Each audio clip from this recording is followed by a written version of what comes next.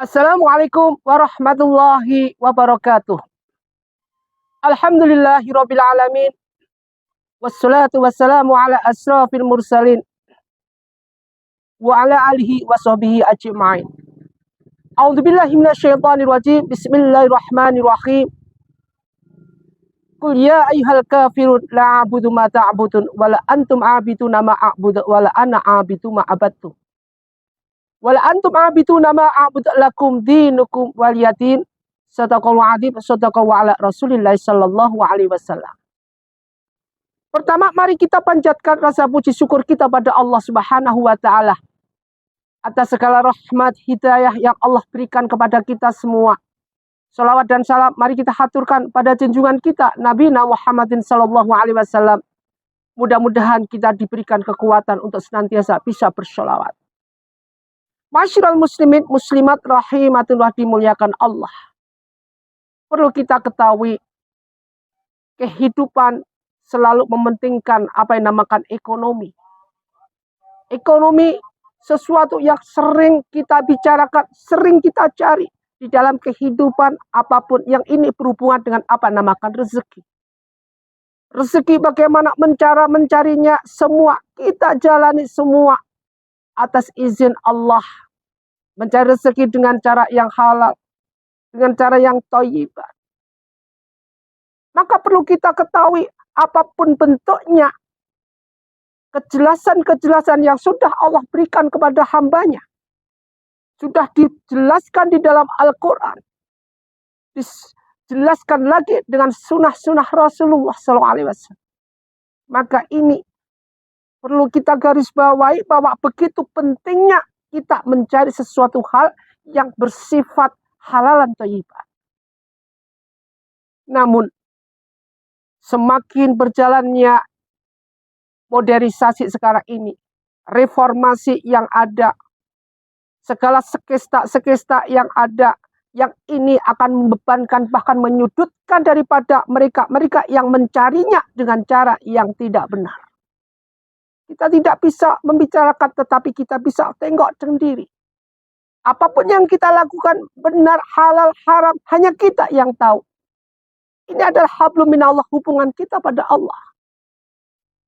Makanya bukan faknya, bukan lingkungannya manusia mengoreksi orang lain.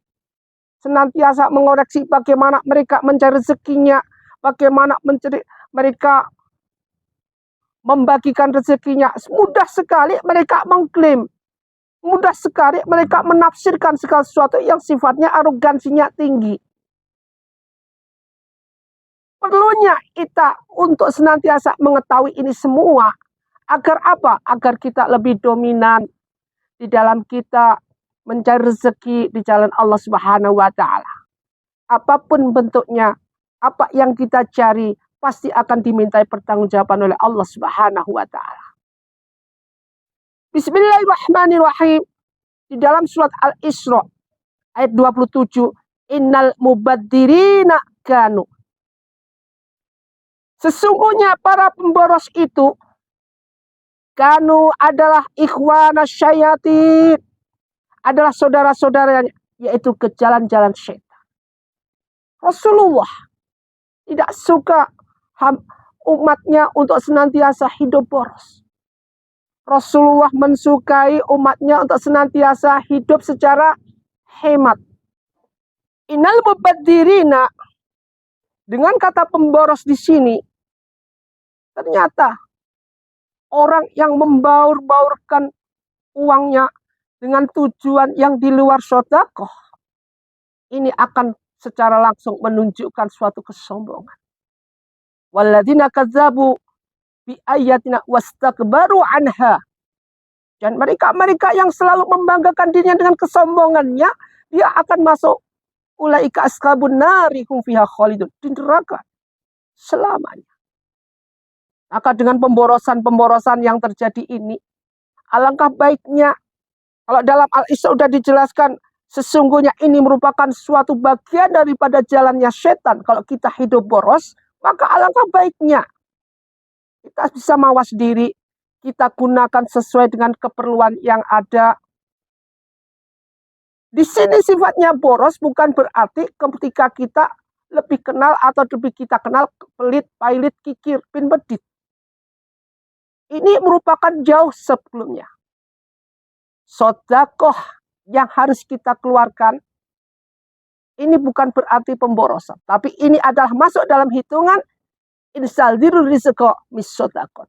Hendaknya kita mencari rezeki dengan cara bersodakoh. Siapa tahu dengan kita banyak bersodakoh, maka akan diberikan lagi rezeki berlimpah. Poinnya di sini adalah jangan sampai kita menjadi hamba Allah atau umat Muhammad yang hidup kita boros, membaur-baurkan, menghambur-hamburkan uang yang tidak ada gunanya, menghambur-hamburkan suatu keperluan yang tidak ada gunanya. Ini sering terjadi dan bahkan sering sekali ketika kita mendapatkan amanah yang luar biasa, rezeki berlimpah, kita lupa pada yang ngasih, lupa. Kita lupa pada siapa, lupa semuanya. Jadi apapun yang terjadi, apapun yang akan terjadi, kita harus benar-benar bisa introspeksi diri. Wa kana syaitanu lirabbi kafuro. Dan setan itu lirabbihi kepada Tuhannya sangatlah ingkar. Ayat ini kecil tapi jelas. Begitu pentingnya kita untuk hidup di dalam suatu kelanggengan. Nantinya di akhirat dengan mendapatkan amaliah-amaliah yang bagus. Dengan mendapatkan amaliah-amaliah yang ada. Amaliah apa ini? Amaliah yang benar-benar Allah berikan, Allah ridhokan buat hambanya. Termasuk adalah bisa menggunakan harta untuk kebaikan-kebaikan. Ma'asyiral muslimin muslimat rahimatunillah dimuliakan Allah. Ingat, keborosan apa yang kita lakukan ini tidak harus terpancing dengan segala apa yang ada. Tapi keborosan yang ada, yang terjadi pada sekarang ini, dewasa ini, lebih cenderung ketika kita secara nggak sadar menggunakan uang ini untuk berbuat kemaksiatan. Untuk berbuat segala sesuatu yang tidak dibutuhkan. Kemaksiatan di mana-mana. Kemaksiatan merajalela.